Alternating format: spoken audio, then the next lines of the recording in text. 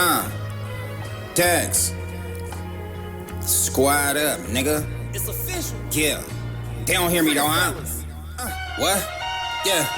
The hardest fate to catch is the one you catching with yourself. It's a motherfucker when they sit you on that show. I done been there, nigga. Served 7 straight. Thought it was impossible when a nigga heard that date. That's one of my things, getting into it, not beating around the bush. First day out, free after 13 years. Where's Gunner's mindset? What's the first thing Gunner's, your thought process, what's the first thing you do, however you want to put it in the words, man? So that's probably the greatest day of my life, by the way. My wife had got us a house 5 hours up north in northern Michigan, because I'm a huge outdoors guy. I fish, I hunt. That's what I do. I camp. I four-wheeler, I dirt bike. I do all these outdoor stuff. And she asked me where I wanted to live. I said I want to live up north in the country, away from neighbors, away from anybody, in the woods, because I want to enjoy my life.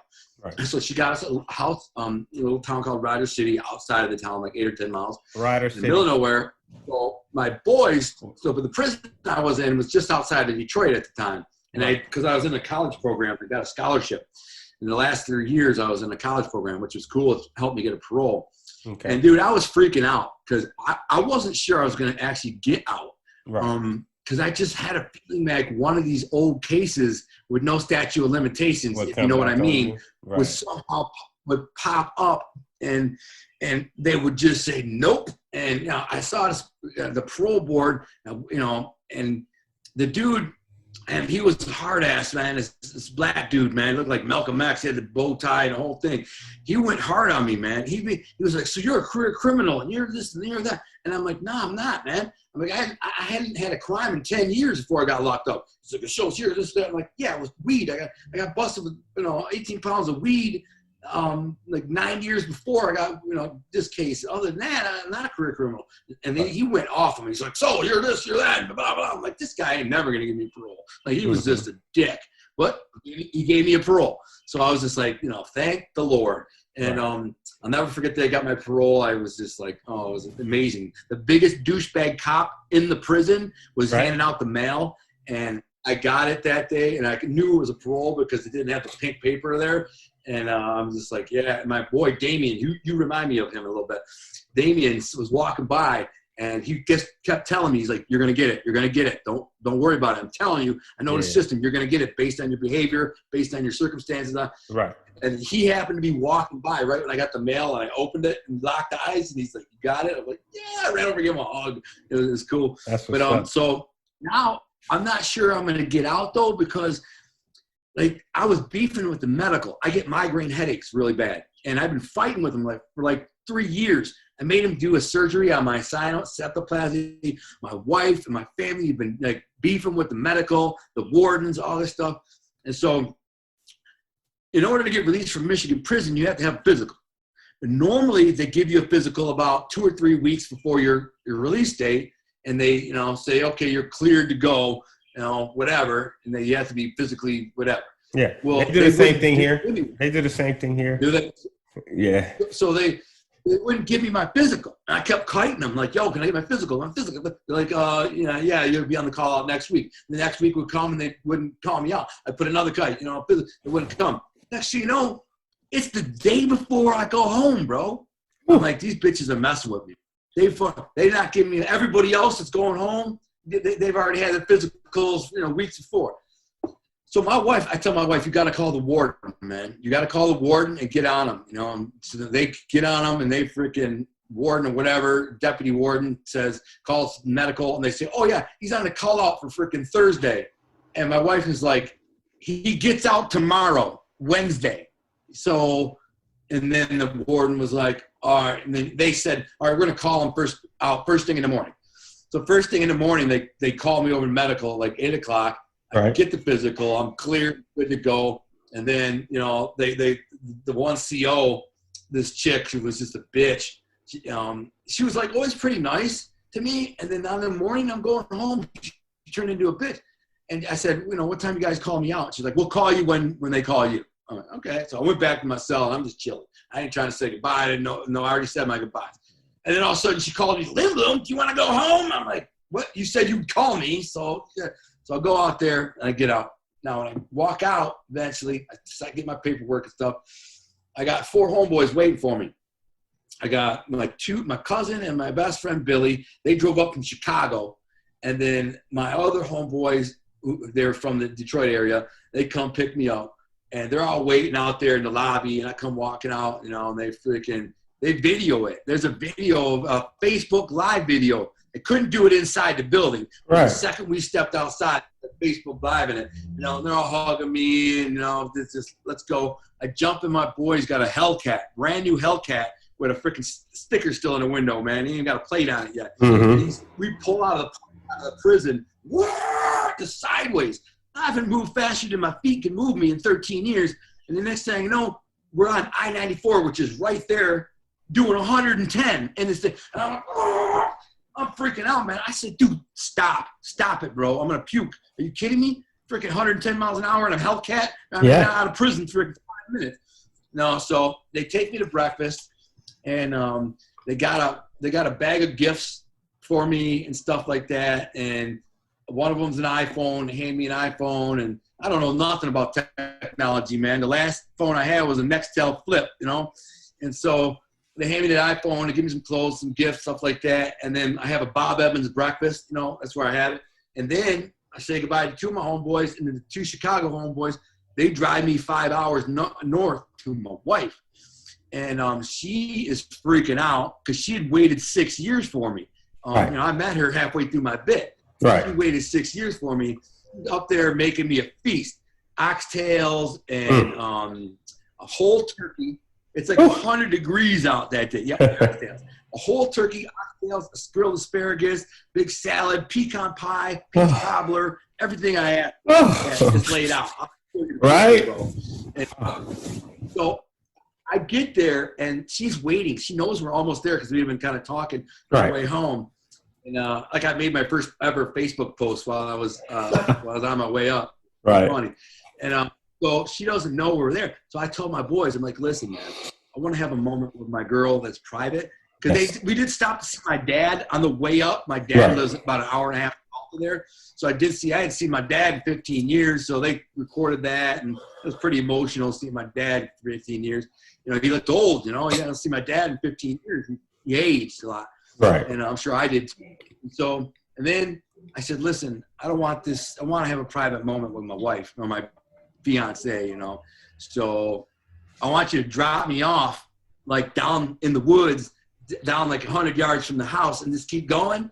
And then just give me like 10, 15 minutes and then come back. So I snuck through the woods to the house, and I was going to open the door and walk in because she's expecting a car to pull up. And it's, there's nobody around. And so I come creeping through the woods, and I see her. She's on the back patio praying, sitting there praying, and it's like really hot. She's cooking. She doesn't know where I am yet. And all of a sudden I come creeping up out of the woods, and she doesn't hear me either. It's crazy. She's just in prayer. And I'm like, hey, Birdie. She turns around, and I was right freaking there. And she's like, no way. And she jumps over, and I give her a long hug and kiss. She's crying. And my boys show up, and about 5 minutes they show up, and they come up filming, and there's me and her hugged up, crying. That's right. And then the next day, this is interesting. The next day I got married. I actually went to the gym at 4 o'clock in the morning with my boy. Keep in mind, I haven't slept in days, man. Right, I barely slept. In the last week, I probably slept maybe 5 hours. I just couldn't sleep. I was too anxious. And that night, I especially didn't sleep. And so, but my cousin's like, we got to get a workout before I head home. He's a bodybuilder. He's like, we can get to the gym. So we drove an hour south to this local gym we found out and went there. We hit the gym, got a pump, came back. I had to go see my parole officer. And then I came home, took a shower, changed, went back to the municipal building and married my wife. And my boys were my witnesses. So I got married right there. And then my cousin Joe, who's a man of 22, he's a kind of a born-again Christian. He's a ex-wise guy himself, ex-hustler from the street. He takes me down to this really beautiful private park in the wilderness called Hoff State Park, and I have him baptized, me and my wife. And so 20 minutes after I get married, he dips us in the leg, and I said, this is my fresh start. and cleans me up, and that's it, man. I'm starting fresh. And okay, so my life. All right, so we're gonna get into the end of it because I got some other things. So if you could tell or show somebody else anything that's in that lifestyle or not in that lifestyle, going through any kind of struggle, you know what I mean? What would you tell them to change their day, if anything else? Well, one thing is this: everybody's going to walk their journey. I hope there's ways to be inspired by others, and you can be. And if you take heed to what they say and do, then you can. Someone like me can alter their course. Right. However, but God has a course for everybody, and it's always going to be what He decides, not I decide or anyone else. But my advice is this: first of all, none of that lifestyle is worth it. Nothing. That old gangster, man, it ain't a rap video, man. It ain't a freaking Goodfellas movie. None of this stuff is real. I mean, it's a horrible lifestyle, looking over your shoulder, wondering when somebody's going to whack you, wondering when the feds are going to bust in and take you to prison, wondering who your friends are, who you can trust. None of it's real. You might have a few highlights where you get a little money, or you have a good day in the club or at the strip club, or you go on vacation, whatever. But for the most part, that life sucks. What you need to focus on is tangible, real things like starting a business, pursuing your dream, having goals, and working towards them. I mean, it's okay to have big dreams and goals, because let me tell you something right now. Every single successful person who you look to and envy, or not say envy, but admire, and you say, wow, they've done it big. It didn't happen by accident. It wasn't an accident. Absolutely. They worked their ass off. They first decided, I want to be something. I have a talent. I'm going to use it. How do I use it? I need to present it to this person, present a business plan or plan of action or whatever it is. You need to bust your ass. Never give up. The doubters, eat them up for fuel, man. Forget doubt. Anyone who doubts you or hates on you, I don't care if it's your own family, eat that up for fuel, because you'll get the last laugh. You'll get the last laugh. Don't give up. You could do anything. I mean, I'm not nearly close to where I want to be, or where I have the potential to be. But in 3 years since I've been out, I have 2 popular novels. I have my own clothing line. I have 2 YouTube shows. I mean, I'm doing. Oh, go ahead and shout out the YouTube show, because I didn't know the YouTube channel is Gunner Detroit. Gunner Detroit. I have Gunner 2 Detroit. shows. One's called My Thing. My Thing: Tales of a Reformed Gangster. And the other thing is Off the Cuffs, which is an outdoor adventure series that chronicles my 6 months living off the grid in the wilderness last year, which is really funny and cool. And make sure you guys go. Make sure you guys go on Amazon or wherever else and find "To Be a King" by Gunnar Allen Lindblom. You guys can get that there, and also at ourthing.com you can order merch. Ourthing Apparel. Oh, ourthingapparel.com. Excuse me. And remember, you guys, just because you see Detroit in the back, he can have it printed with your state, your city, whatever, and it'll be your thing. Make sure you contact me, man. I appreciate you coming on the channel, man. Hopefully somebody can get enlightened from your story, man. I really enjoyed having the conversation with you, man. Yeah, man. If anyone can get anything, it's just turn it around. Anything's possible. If I can turn around from being the bad guy that I was to saying I have the potential to be better. I'm going to be better. I'm going to apply myself to be better. I'm going to walk away from the drama and the dumb stuff, and I'm going to go pursue this life, this new life career, so I can live a very happy life. I live in the Ozark Mountains now on 40 acres on top of a mountain. It's a beautiful setting. It's beautiful. And I live it's like paradise to me. It's like my dream life. And here I am, a guy who was in prison a couple of years living this freaking dream. If I can do it, you can do it. Anybody can do it. So be inspired. Yeah. All right. So everybody, you guys know what it is, man. If you don't do nothing else, man, stay loyal. Thank you for tapping in, man.